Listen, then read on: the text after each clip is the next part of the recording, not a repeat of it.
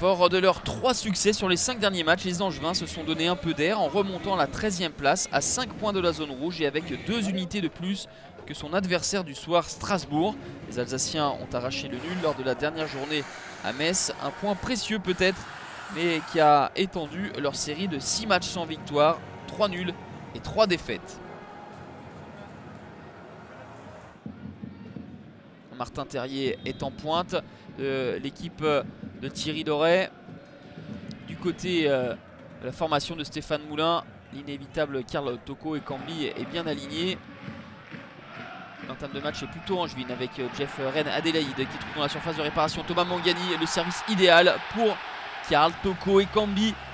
17e but pour le Camerounais et véritable offrande de Thomas Mangani. Karl Toko Ekambi qui fait l'objet de nombreuses convoitises. Énormément d'émissaires étaient présents dans le stade Raymond Kopa pour l'observer. Réaction des Strasbourgeois sur coup de pied arrêté avec un cafouillage. Le ballon du pointu de Martinez est sauvé sur la ligne par Thomas Mangani. Passeur décisif et sauveteur décisif, Thomas Mangani, un des grands bonhommes de cette première période pour le SCO. Le long ballon, difficile à négocier pour Bakary Koné et la frappe derrière de Flavien Tay qui oblige Alex Oukidja à s'interposer. Strasbourg va avoir l'opportunité d'égaliser en fin de première période avec cette frappe de Baoken. Belle intervention de Ludovic Butel.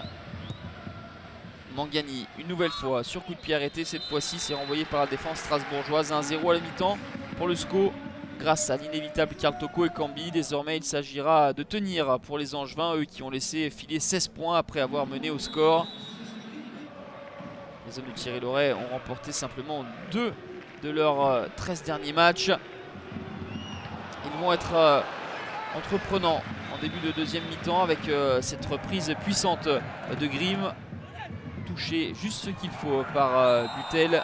Grimm entré à la pause à la place d'Aoulou blessé. Penalty à 20 minutes de la fin pour les Strasbourgeois. Jonas Martin déséquilibré par Manceau. C'est lui qui va transformer ce penalty. Un partout. 4e réalisation pour l'ancien Montpellierin, dont son 3e penalty.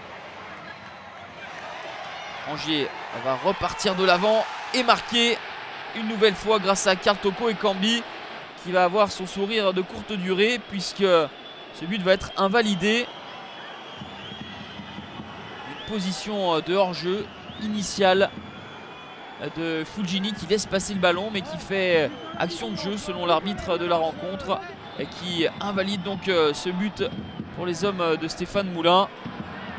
On en reste à un but partout et c'est Strasbourg qui aura une nouvelle occasion avec Stéphane Baoken. Vigilance de Ludovic Butel.